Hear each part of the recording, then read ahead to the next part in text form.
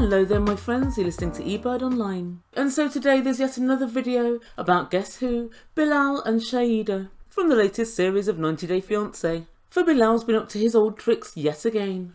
Bilal, it would seem so far, has lived his life completely free of scrutiny. So I think it's very lucky for him that the Ebird exists, because my scrutiny knows no bounds. And so this week he doubles down on his plan to paint Shaeeda as a gold digger, who should be grateful.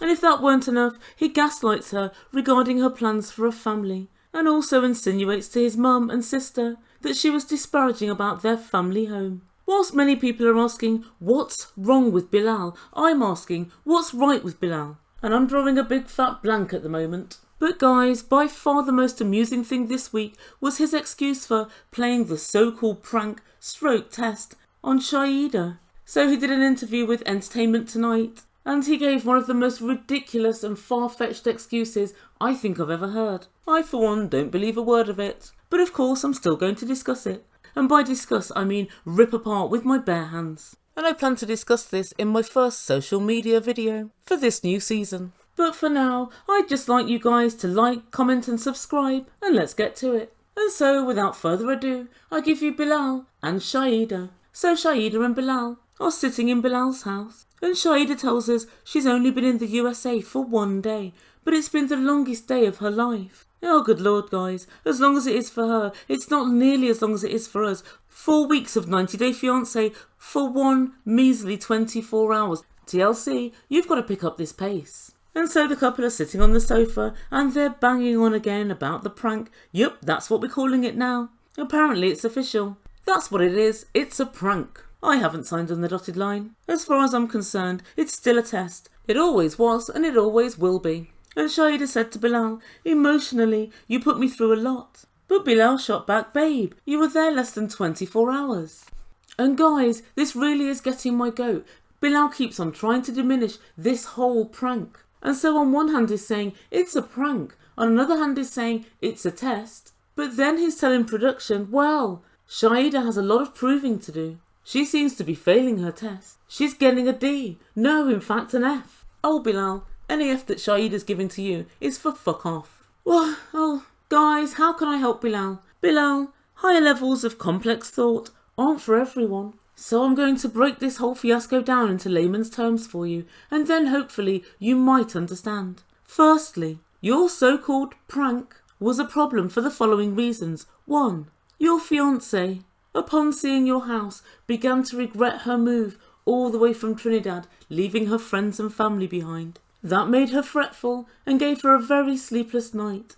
The second problem arises when she considered, after knowing that it was a so-called prank, that you, Bilal, didn't trust her motives at all. So in number 2, she has an ongoing problem. The third problem is that you went to quite a lot of trouble for this so-called prank, and that means that it was extremely important to you. And I think she's very entitled to ask, why didn't you test me before we got engaged and before I moved over here? The fourth problem is that Bilal clearly puts himself above Shaeeda. For some strange and bizarre reason, just because he has more money, he thinks he's better than her and that she should be grateful. For what, Bilal? For what?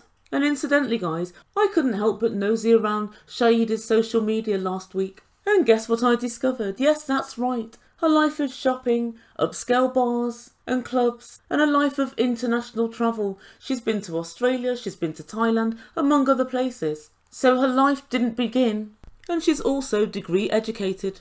So Shaeeda's life didn't begin with Bilal and his alleged money. The fifth problem is that Bilal tried to say that by her not liking the house was dissing his family, and in particular his father, who's now passed on, because that was where he brought up the whole family. That's quite a heavy accusation to lay at someone's feet, the truth be told. And the sixth problem for Shaeeda is how many times is Bilal going to bring this up? I think every single time she wants to buy something or do something, he's going to flip it back on her and say, well, I think you might only be with me for my money. Yeah, I think this story's set to roll and roll.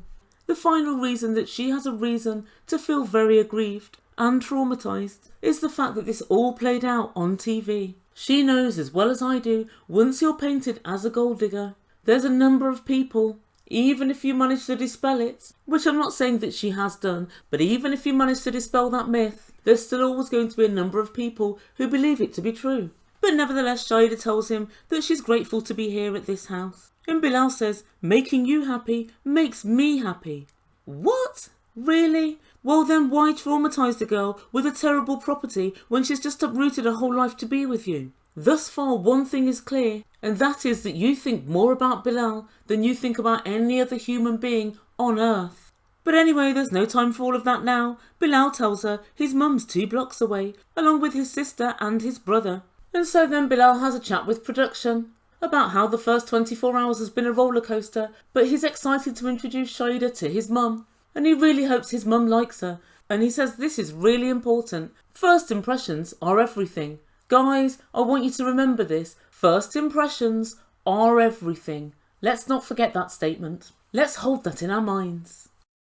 And so Shaeeda then speaks to producers, and she tells them that Bilal's the wonder kid, the blue-eyed boy, and is his mum's clear favourite. So she's hoping that she likes her. And I wonder, how does Shaeeda know this information? Obviously Bilal, the humble narcissist, has told her so. And so his mum, sister and brother walk in the house, and they walk straight into the kitchen. And Shaeeda lets out a little shriek, and then his mum, followed by his sister, give her a very warm and genuine hug, and they all remark how fly each other looks. Bilal's mum tells production that she thinks Shaeeda has a very kind spirit, and then the whole family all sit down to eat. And so as they're eating lunch, Bilal's sister asks about the so-called prank, and everybody giggles, and Bilal lets production know that everybody knew about the prank. Oh my god, this gets worse. And he said, well, I had to go and ask my mum for the keys to the property, so everybody knew what I was doing. And so his mum leans in a little bit, and she asks, how was it? And Shaeeda said, I felt like I'd stepped back in time. The ceiling was like my grandmother's house. And then, as any intelligent person would do, she stayed very quiet, not wanting to further incriminate herself, because remember, like Bilal said, first impressions are everything. And so guys, I saw this episode on Monday, and I thought about it all day Tuesday. And still now, I can't work out why Bilal did what he does next. Bilal, here often known as Grass or Snitch, decided to put the boot in, and he said, oh, Shaeeda was really unhappy, Mum. She really hated your house, said it was dirty, she said. She was disgusted by it. And then she said, you brought me all the way from Trinidad for this. I couldn't believe it, Mum. I told her, shut up, that's my childhood home. But she wouldn't stop. She really, really hated it. Guys, that's pretty much what Bilal said. And as Bilal was snitching, his mother and sister both stopped eating and stared at Shaeeda.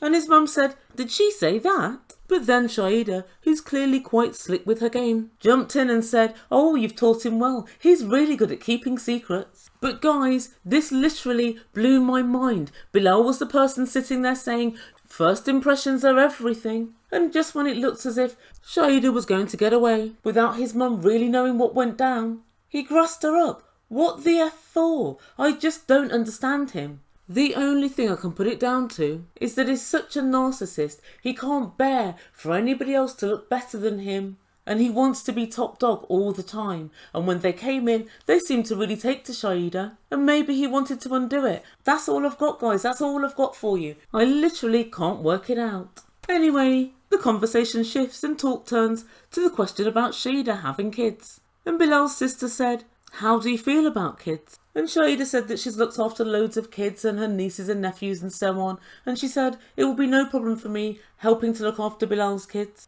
And then she said, very definitively, and I want kids myself. And his sister then addressed Bilal and said, what about you? And Bilal said, well, I like kids as well. And he was stuttering and mumbling. And then he said, I always wanted a bigger family. You know, 2 girls and 2 boys, in an ideal world, in a perfect world. However, we're getting older now and the kids are getting older. And we have only known each other for 9 days in reality. So, what do you mean? You're older, we're older, and the kids are older. Everybody gets older all the time. Who gets younger? Benjamin Button. Name me anybody else that gets younger. Nobody. So everybody's getting older. What does that mean? You've only known each other for 9 days. Well, you're marrying her. You're asking her to move country and you're introducing her to your kids as their stepmom. And according to you earlier in the season, oh, I've known Shaeeda for 2 years. We're always on the phone every single night. We know everything about each other. All of a sudden, the wind turns when it suits Bilal. It's 9 days. That's all, Mum. 9 days. But Bilal finished his monologue by saying, Shaeeda thinks when we have kids, we can still travel. She just doesn't realise. She lives in a fantasy land regarding kids. What? So it seems that Bilal doesn't want kids. His sister appeared to know this by the way she said, what about you, Bilal, right in front of Shaeeda. But it also would seem that he doesn't want to come straight out and say it to Shaeeda, and that's why he's kind of meandering around the situation. And Shaeeda said later to production, Bilal has a way of turning the conversation around and making out I'm the one in a fairyland, like I'm the incompetent one. Just be upfront. I want kids and I will not get married until we've had this conversation. And guys, there we have it again. He told his mum, oh, she lives in a fantasy land. She doesn't know what she's doing. Is this the first impression you were hoping for? Is it, Bilal? Is it? Because it doesn't seem like it to me. Anyway, that's everything from this clown this week. So what does the Ebird think to all of this? Well, Bilal well and truly threw Shaeeda under the bus, not once but twice over one meal. Is there nothing this person won't do? He must be brilliant at the limbo. His belly's virtually on the floor. And guys, I know I said it earlier, but I've decided to refrain from calling Bilal a narcissist, mainly because he's far more arrogant than a narcissist and has a far more lofty opinion of himself than any narcissist I've ever known. He completely threw her under the bus when he said, oh, she didn't like our childhood home, to his mum, his sister and his brother, all of whom I assume lived in that home. He made sure that they knew she turned her nose up at it. But the worst thing about this, guys, was because Shaeeda didn't want to give it life, she couldn't really defend herself. She could have given the argument she gave last week, which was that Bilal has lots of designer clothes and bags and so on, and it's totally incongruent with his lifestyle, and that she was worried that he'd misrepresented himself, and also worried that in his position of having to pay for 2 children, and their upkeep and their impending university and so on, how could they also move forward in their own life and fulfil her dreams of having a family if he can't afford to mend the ceiling?